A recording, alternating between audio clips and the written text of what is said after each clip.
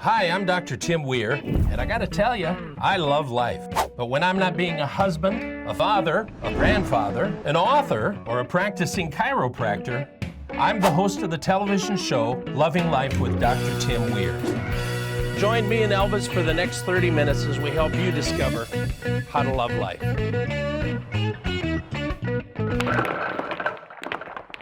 Got some great guests with me. You know, a lot of times people come up against tragedies in their life and they don't know where to turn. And I'm with Nikki and Jared Spear. You guys are awesome. Well, thanks. We think the same. Now, we've got a foundation called what? Redefined Courage. What is that? That is a foundation that gives free post-op shirts to women having any breast surgery. Wow. All across the United States. Really? Yes. So how did this start? Why are we interested in that?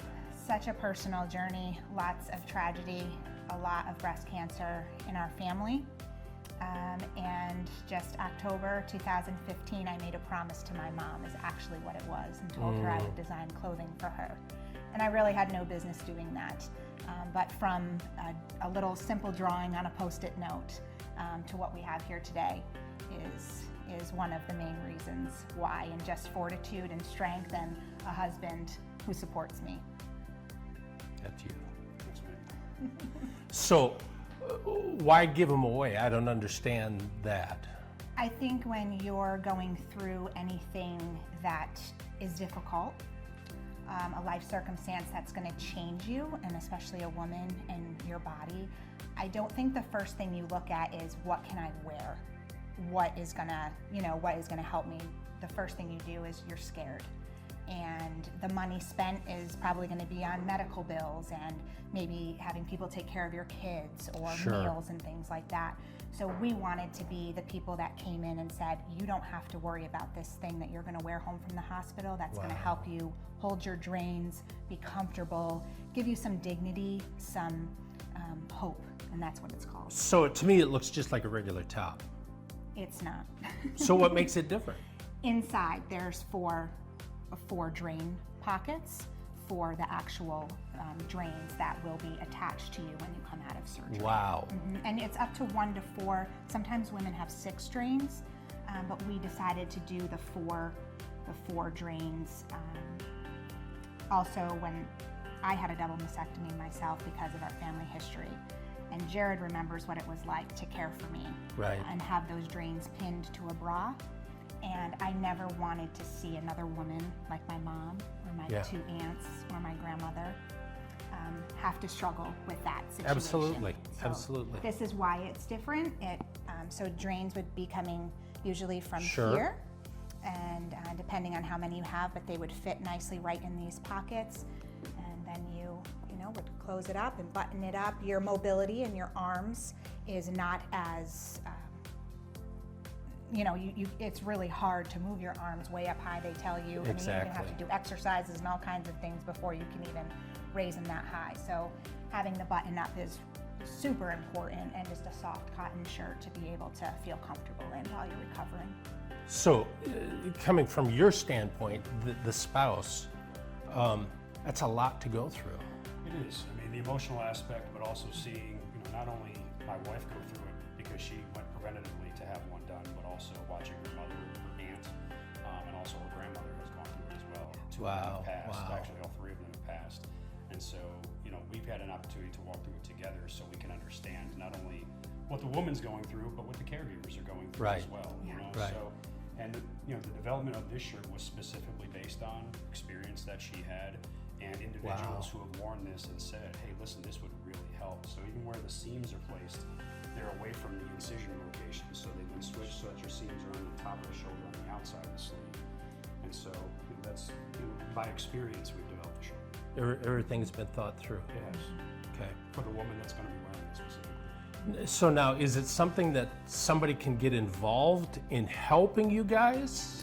Oh, absolutely. I think that, we are so blessed by so many people already, but businesses especially, we love to connect with people where we can together form a partnership helping the business, but also, you know, helping a foundation, giving back really, giving to someone that we don't want to have to pay for a shirt. So yes, definitely businesses, individuals, people that want to give to this particular cause that will help a woman. How awesome is that? Listen, it's all about finding, and even this, it's all about finding the little niches, those little things where there's a need, and fill that need. Yes, absolutely. So if you'd like to get involved with this, join them at this website and find out how you can make a change in somebody's life just like they're doing. Just partner up with them. You don't have to do your own thing. There's plenty of things that you can join up with and get involved with. Thank you so much for being with me. You guys are just so awesome. Thank you for having us. Thank you. Thank you. So, get up with them. Don't change the channel. We got more coming up.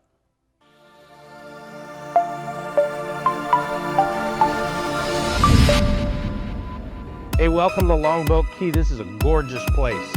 I wanted to spend a moment with you talking about something that is so incredible. If you catch this, it's going to change your life forever.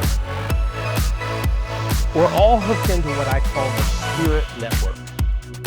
There's one spirit that runs everything, and it's in all of us. But we let this part of us, this human skin body thing, rule so much of the time. And then we miss out on so much of life. The cool thing is, the same spirit that's in me, that animates me, that is, you know, some people call it universal spirit, some people call it, I call it God, it's God. It's that spirit that's in all of us. And the really cool thing about this is, if I make some goals, if I make some decisions in my life, intention, and I put that out into the universe, I want you to realize this, that down the street, across the world, there are other people who have some intentions, some goals that they're making too. This has happened to me several times. I've had an idea. Well, let me tell you what my idea was.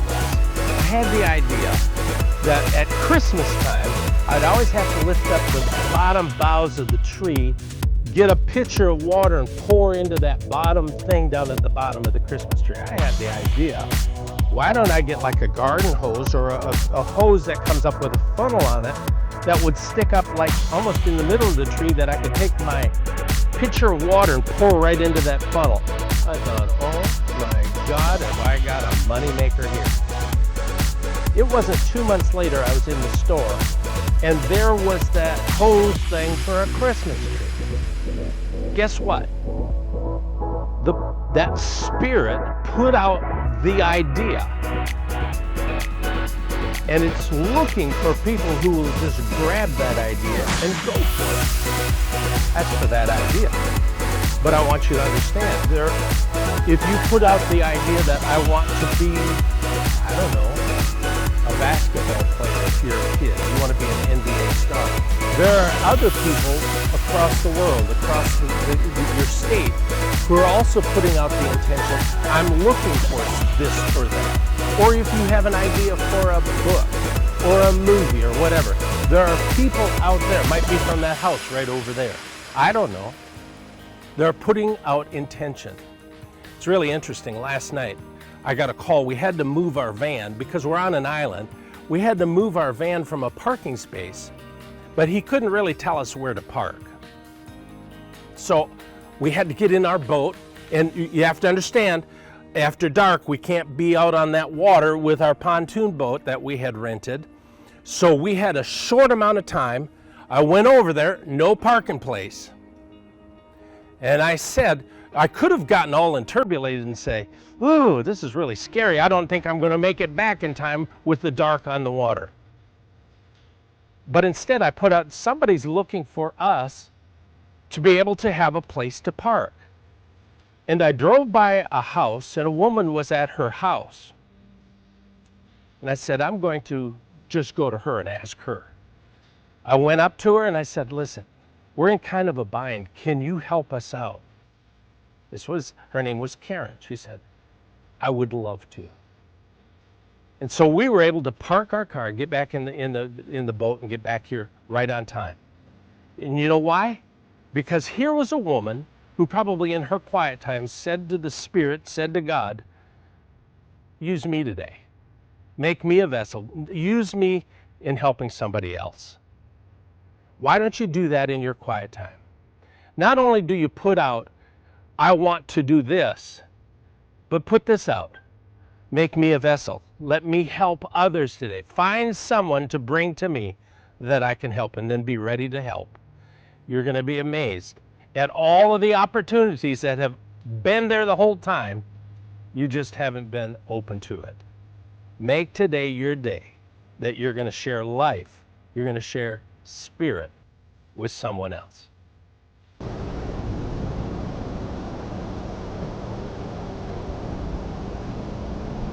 Spend some time on my website. That's drtimweir.com. It's just there's some information on there. It leads you to other places. It talks about my clinic a little bit and all that kind of stuff. We're also on Twitter. We're on Instagram. Go on Facebook, Loving Life with Dr. Weir. Look us up there. Get involved with your life. Get going. Get passionate once again. I'm telling you, life is too short not to be passionate about it. Listen, you got to blow the lid off this thing. You only get one chance. I don't want to die, all nice and beautiful. I want to die all beat up and scraped up. I just want to have a good time doing what I'm doing. And I hope you'll do that too. And until next week, keep loving life. I'll see you next week.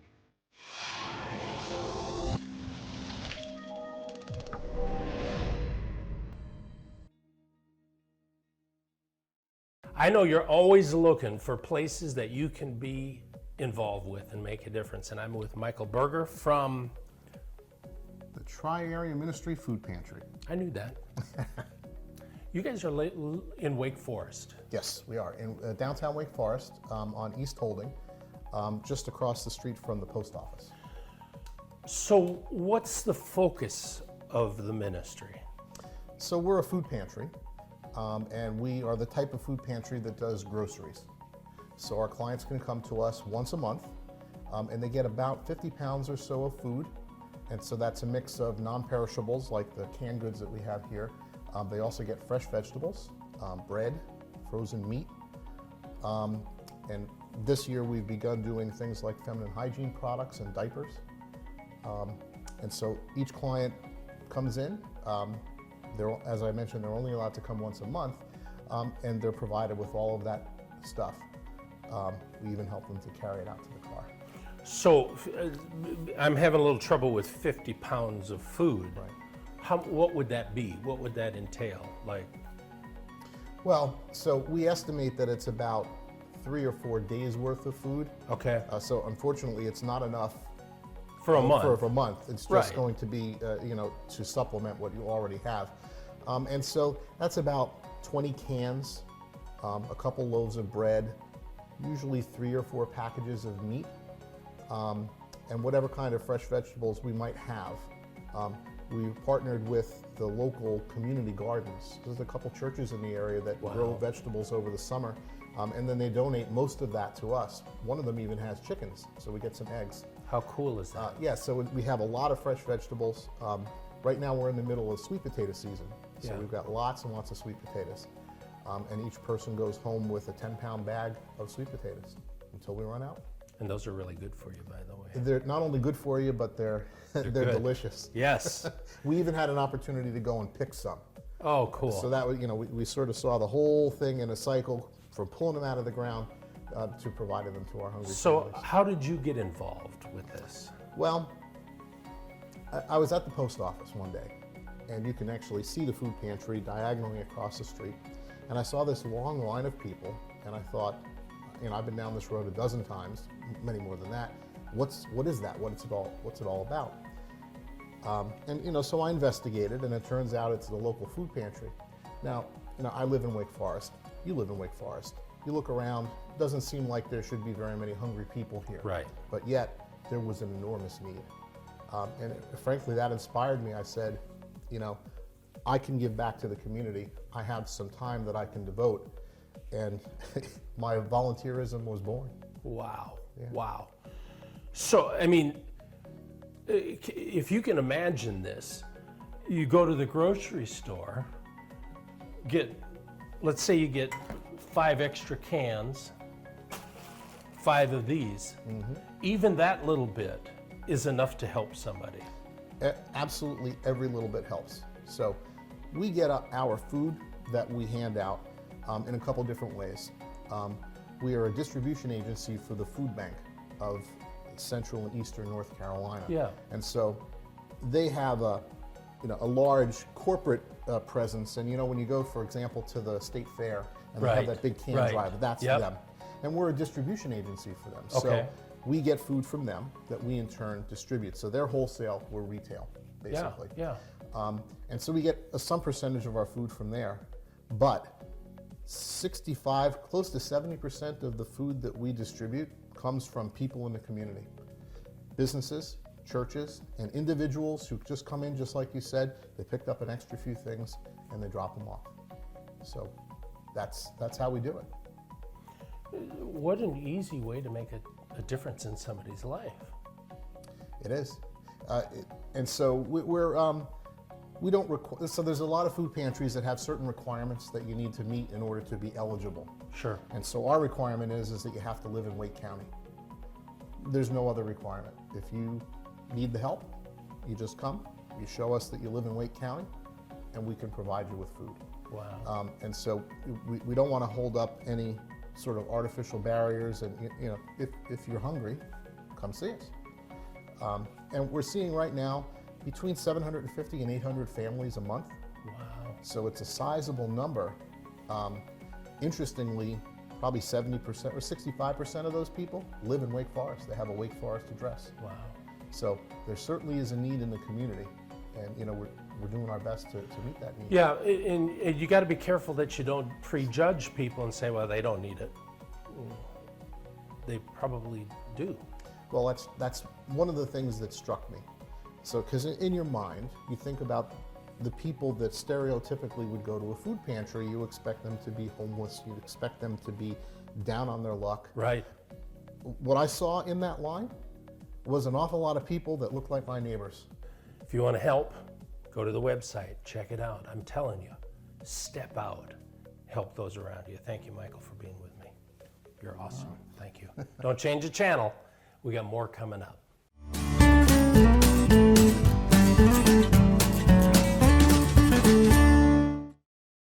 There are so many people who look at some scriptures and they say, oftentimes people read scriptures wrong.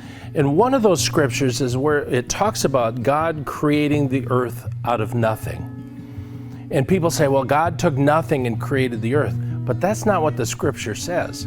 If you read the scripture, what the scripture actually says is that God created the earth out of things that cannot be seen.